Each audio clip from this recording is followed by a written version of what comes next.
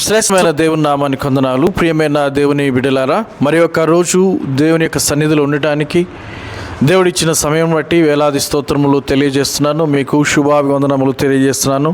ఒక చక్కటి పాడుపడుకుని దేవుని యొక్క వాక్యాన్ని ధ్యానం చేసుకుందాం.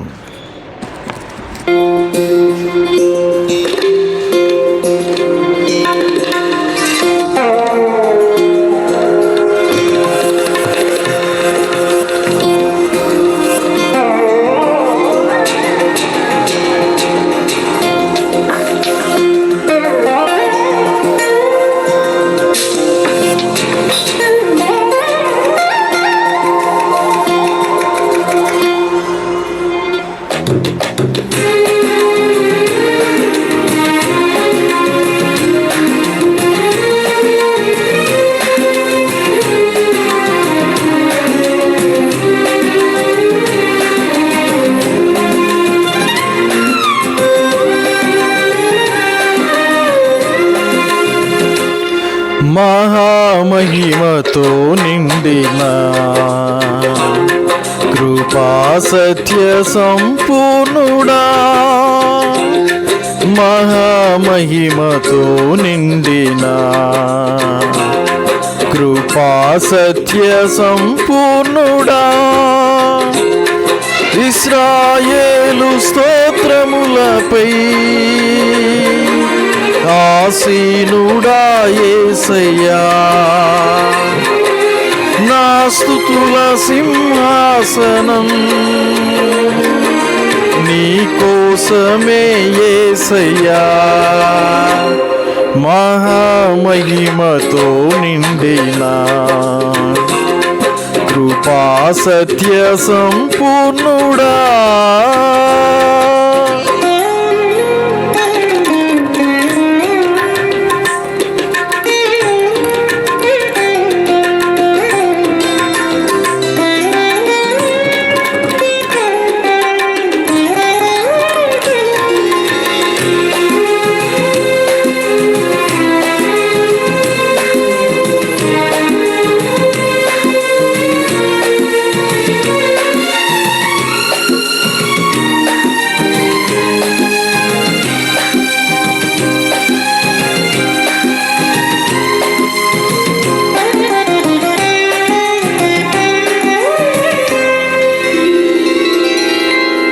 మహిమను వీడచి భువి పైకి దిగి వచ్చి కరుణతో నన్ను పిలచి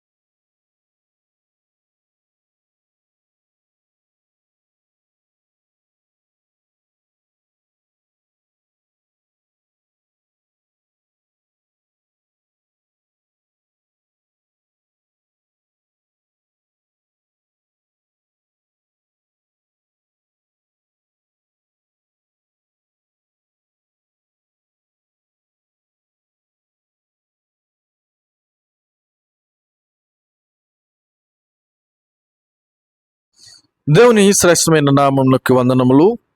ప్రియమైన దేవుని బిడ్డలారా, ఈ రోజున వాక్య ధ్యానములో యెషయా గ్రంథము 53వ అధ్యాయము 5వ వచనము మనము ధ్యానం చేసుకుందాం.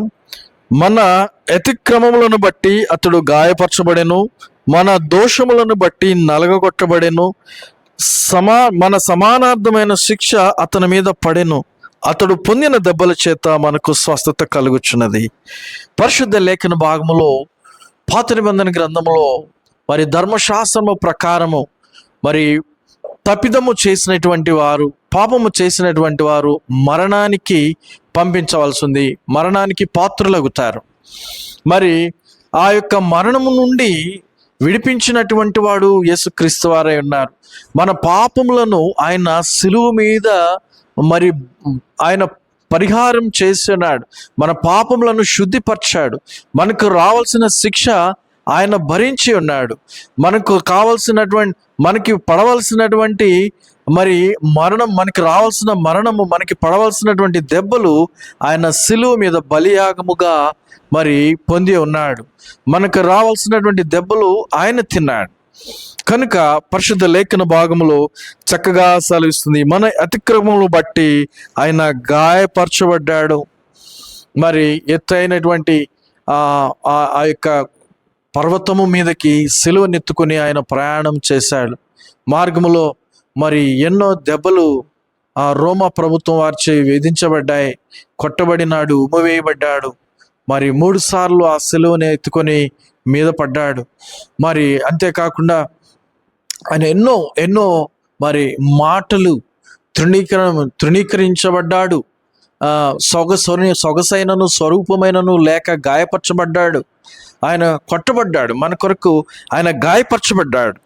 అంతేకాకుండా మన దోషములను బట్టి ఆయన నలగగొట్టబడ్డాడు. మరి ఆ యొక్క రోమ ప్రభుత్వ వారు ఎంతగానో కఠినమైన శిక్ష యేసుక్రీస్తు వారు మీద విధించి ఉన్నారు. మరి ఆ శత్రువులందరూ కూడా ఆ చుట్టి ఆయనను ఎంతగానో మరి హింసించారు, బాధ పెట్టారు, గాయపరిచారు. కనుక ఆ గాయములన్నీ కూడా మరి ఈ రోజున మనకి రావాల్సినటువంటిదై ఉన్నది. యేసుక్రీస్తు వారు శిలువ మరణము పొందనిచో, యేసుక్రీస్తు వారు మన కొరకు ఆయన శిలువ మీద బలియాగముగా తన ప్రాణము అర్పించనిచో, మరి ఈ యొక్క భూమండలం మీద ఉన్నటువంటి ప్రతి ఒక్కరికి కూడా ఆ యొక్క మరణము ప్రాప్తించేది. కానీ ఆయన మనల్ని మరణం నుండి విముక్తి కలిగించాడు. మనకు రావాల్సినటువంటి మరణాన్ని ఆయన పొంది ఉన్నాడు. మనకు కావలసిన రోగములను ఆయన భరించి ఉన్నాడు. ఆయన అంటున్నాడు, ఇదిగో నిక్కముగా మీ రోగములను ఆయన భరించెను. మనకు రావాల్సినటువంటి సమస్తమైనటువంటి దూషణ ఆయన మీద వేసుకొని మనల్ని పాపరహితులుగా చేస్తున్నాడు. ఆయన జీవ మార్గంలో నడిపించి ఉన్నాడు. కనుక వాక్యము సెలవిస్తూ ఉంది, అతడు పొందిన దెబ్బల చేత మనకు స్వస్థత కలుగుచున్నది. ఆయన గాయపరచబడ్డాడు, దెబ్బలు తిన్నాడు. ఆయన ఆ విధంగా భరించబడి ఇదిగో ఈరోజు నీవు నేను స్వస్థత కలిగి ఉన్నాం. పాపరహితులుగా ఆయన చేస్తున్నాడు. ఆయన వెల చెల్లించి ఉన్నాడు. మరి మరణము నిమిత్తం ఆయన వెల చెల్లించి ఉన్నాడు. కనుక సాతాను నుండి విముక్తిని, మరణపు ముళ్ళును విరిచి ఉన్నాడు దేవుడు. సాతాను నుండి ఆయన మనల్ని విముక్తి కలిగించాడు. మరి స్వతంత్రపు జీవితాన్ని ప్రతి ఒక్కరికి కూడా దేవుడు ప్రసాదించాడు. కనుక ఆయన శిలువ మరణాన్ని మనము జ్ఞాపకము చేసుకోవాల్సిన వారమై ఉన్నాం. ప్రియ ప్రభువా, మీరు మా కొరకు మరి శిలువలో మరణించి ఉన్నారు. మేము చేసిన ప్రతి అతిక్రమము, ప్రతి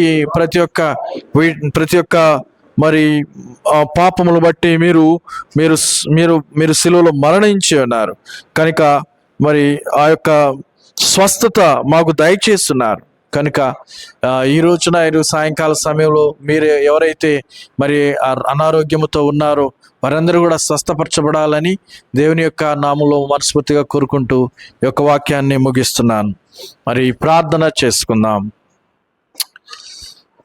సర్వశక్తిమంతుడా, ప్రేమగల తండ్రి, నీ ఘనమైన నామమును బట్టి వందనములు. ప్రియ ప్రభువా, ఈ యొక్క శ్రేష్టమైనటువంటి రోజున ప్రభువా తండ్రి, మరి ఒకసారి నీ సన్నిధానంలో ఉండుటకు మీరు మాకు నాయన సమయాన్ని ఇచ్చి ఉన్నారు. ప్రియ ప్రభువా, మీరు మా కొరకు సెలవులో గాయపరచబడ్డారు. మా పాపములను ప్రియ ప్రభువా మీరు అనుభవించి మా పపాపముల నిమిత్తము మీరు గాయపరచబడ్డారు. ఓ ప్రభువా మా యొక్క అతిక్రమములన్నిటిని కూడా మీరు మోసి ఉన్నారు. ప్రియ ప్రభువా తండ్రి, నేను వాక్యం ఇచ్చిన ప్రతి ఒక్కరిని ప్రభువా తండ్రి ఇదిగో నేను స్వస్థత కలుగు చేయమని అడుగుచున్నాము. వారిని దీవించండి, ఆశీర్వదించండి. ప్రతి కుటుంబాన్ని దీవించండి, ఆశీర్వదించండి. కావాల్సినటువంటి నేను ప్రతి ఒక్క అనారోగ్యాన్ని తొలగించి కావాల్సినటువంటి నేను సంపూర్ణ స్వస్థత అనుగ్రహించమని ప్రియ ప్రభువా తిరిగి వచ్చి పర్యంత వరకు నీ సన్నిధి కృప ప్రతి ఒక్కరికి కూడా వినిచిన ప్రతి ఒక్కరికి కూడా మీరు దయచేయమని ఈ మనవులన్నీ ప్రభుని యేసు నామములో అడిగి వేడుకొని ప్రార్థిస్తున్నాను తండ్రి, ఆమేన్. పరలోకమందున్న మా తండ్రి, నీ నామము పరిశుద్ధపరచబడును గాక, నీ రాజ్యము వచ్చును గాక, నీ చిత్తము పరలోకమందు నెరవేర్చున్నట్లు భూమి యందు నెరవేరును గాక. మా అనుదిన ఆహారమును నేడు మాకు దయచేయండి. వాళ్ళ అపరాధములు చేసేవాడిని మేము క్షమించిన ప్రకారం అపరాధములను క్షమించండి. మమ్మ శోధంలోనికి రానిక దుష్టుని తప్పించండి. రాజ్యము, శక్తి, మహిమ నిరంతరము నీవై ఉన్నావు తండ్రి, ఆమేన్. మన తండ్రి అయిన దేవుని ప్రేమయు యేసుక్రీస్తు వారి కృప పరిశుద్ధాత్మ అన్యోన్య సహవాసం సదాకాలము మీ అందరికీ దేవుడు ఉండి దీవించి ఆశీర్వదించును గాక. ఆమేన్, ఆమేన్, ఆమేన్. మీ అందరికి కూడా వందనాలు. మరి జీసస్ హీలింగ్ మందిర్ దేవుడు దీవించి ఆశీర్వదిస్తున్నాడు. అనేకులు స్వస్థపరచబడుతున్నారు వారి విశ్వాసాన్ని బట్టి, అలాగే వారి నమ్మకాన్ని బట్టి, వారి వారి వారి యొక్క విశ్వాస పరిమాణాన్ని బట్టి దేవుడు మిమ్మల్ని తప్పకుండా దేవుడు దీవిస్తాడు, ఆశీర్వదిస్తాడు. ప్రతి అనారోగ్యాన్ని దేవుడు తొలగిస్తాడు. అటువంటి అనారోగ్యము, కఠినమైన అనారోగ్యాల్ని దేవుడు తొలగించి సంపూర్ణ స్వస్థత అనుగ్రహిస్తాడు. అలాగనే మరి వాక్యం వింటున్న ప్రతి ఒక్కరు కూడా సబ్స్క్రైబ్ చేసుకోండి. దేవుడిచ్చేటువంటి ఆశీర్వాదం, వాగ్దానాలు కానివ్వండి, దేవుడిచ్చే వాక్యాన్ని కానీ మీరు పరిపూర్ణంగా మీరు గ్రహించగలుగుతారు. మేము మీ దగ్గరికి చేరువగా రాగలుగుతాము. కనుక సబ్స్క్రైబ్ చేసుకోండి, లైక్ చేయండి. ప్రభు నామములో మీ అందరికీ వందనాలు. దేవుడు కావాలి. ఆమేన్, ఆమేన్, ఆమేన్.